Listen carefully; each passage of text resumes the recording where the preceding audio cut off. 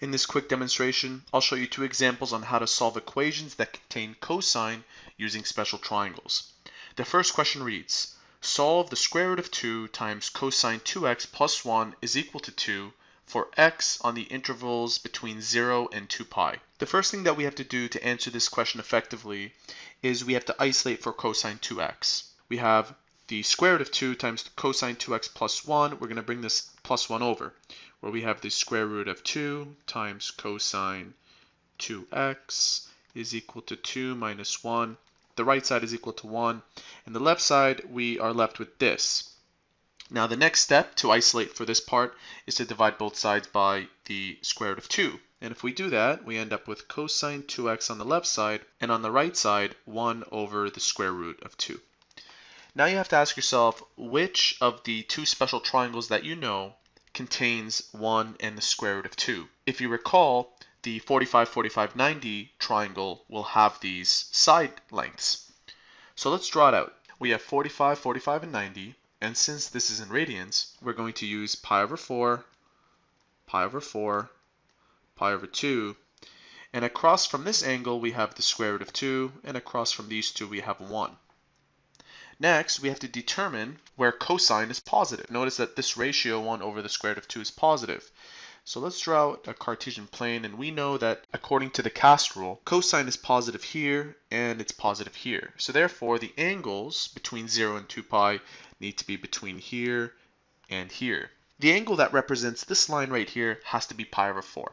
Because if we take, for example, pi over 4 as a reference, and we say adjacent over hypotenuse, adjacent as 1 and our hypotenuse as pi over 2, we get pi over 4.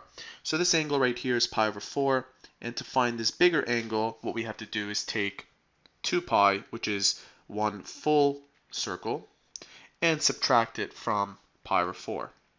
We can do this really quickly by finding a common denominator, multiply the bottom and the top by 4. 4 times 2 pi is 8 minus pi is equal to 7 pi over 4. So this bigger angle is 7 pi over 4. Now we're looking to find out what x is equal to. We know that normally if this were x, our answers would be pi over 4 and 7 pi over 4. But we have 2x here. So we know that this will equal to one of these two. To find out what that x is, we're going to say 2x is equal to pi over 4, and 2x is equal to 7 pi over 4. And from here, we will solve for our x's. So I'm going to divide this side by 2, and I'm going to divide this side by 2. And this cancels out, multiply that out, we end up with x is equal to pi over 8, and for here we end up with 7 pi over 8. So therefore, these are our two x values that make this equation valid. Let's try another one. Question 2 reads, solve 6 times cosine 2x plus 10 is equal to 7 for x on the intervals between 0 and 2 pi. Once again, we are going to isolate for cosine 2x, and we're going to bring this 10 over and then divide subsequently by 6.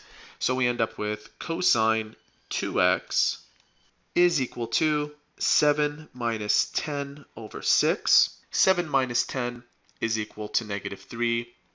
And then we have a 6. So we have cosine 2x is equal to negative 1 over 2. This is the reduced version of that fraction.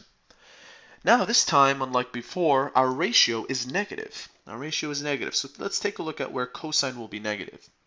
It will be positive here and here, and it has to be there for negative here and here.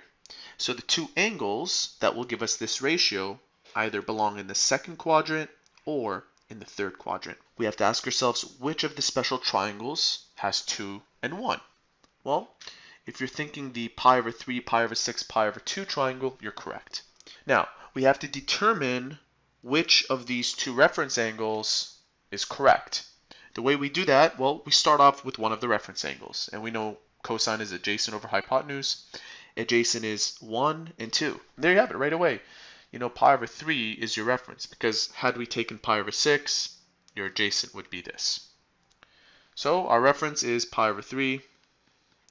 And now we have to find out what that angle is. The way we do that is we take pi minus pi over 3 The reason why I'm starting off the pi is because if we continue this to that point, we get pi, so I'm subtracting pi over 3 from that. Now we will simplify this, find a common denominator, and we end up with 3 pi minus pi, which is 2 pi over 3. So that's that angle. Now we have to find out this angle, and what we do is we take pi this time, and use the same color, pi plus pi over 3. That's how you find out this angle right here. Adding these, we end up with 4 pi over 3. These are our two angles for these two lines.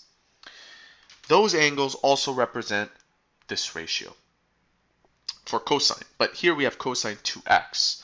So to find out what that x is, we're going to set both of these equal to 2x, and this one equal to 2x. We're going to solve for x in both situations. Divide this by 2, divide this by 2, and cancel these. And you're left with 2 pi over 6, which equals to pi over 3. I'm just reducing it, that's all I'm doing. And on this end, we have 4 pi over 6, which when reduced gives you 2 pi over 3. Pi over 3 and 2 pi over 3 are the two x values that will satisfy this equation. And there you have it. That is how to solve two difficult examples involving cosine and using the special triangles. If you found this tutorial helpful, please support our channel by subscribing or by liking this video. If you have any further questions, visit our website at studyforce.com. We're an online service for students seeking free homework help. See you soon.